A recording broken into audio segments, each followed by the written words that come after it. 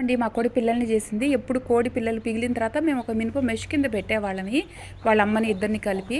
కానీ అది సైజ్ చిన్నగా ఉండడం వల్ల కొన్ని పిల్లలు అనేవి కోడి కాళ్ళ కింద పడి చనిపోతుండేవి. సో ఈసారి ఇలా కాకుండా వాటి కోసం బయట నుంచి మెష్ తీసుకొచ్చి కొంచెం సైజ్ పెద్దగా ఉండేటట్టు చేద్దాం అనుకున్నాము. కానీ ఒక 1 వీక్ నుంచి నెల్లూరులో కూడా వర్షం పడుతుంది, వాతావరణం బాగాలేదు.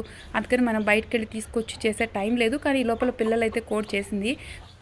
సో టైం లేదు కాబట్టి ఏం చేసామంటే ఇంట్లో పాత దోంతరు ఉండిందండి, కొంచెం వాడకుండా హోల్స్ వచ్చేసాయని పక్కన పెట్టేస్తున్నాము. దాన్ని తీసుకొచ్చి ఇట్లా దానిలో కోడి పిల్లల్ని కోడిని వదిలాము. సో చాలా ఫ్రీగా ఉందండి వాటికి తిరగడానికి, కోడికి కానీ పిల్లలకు కానీ.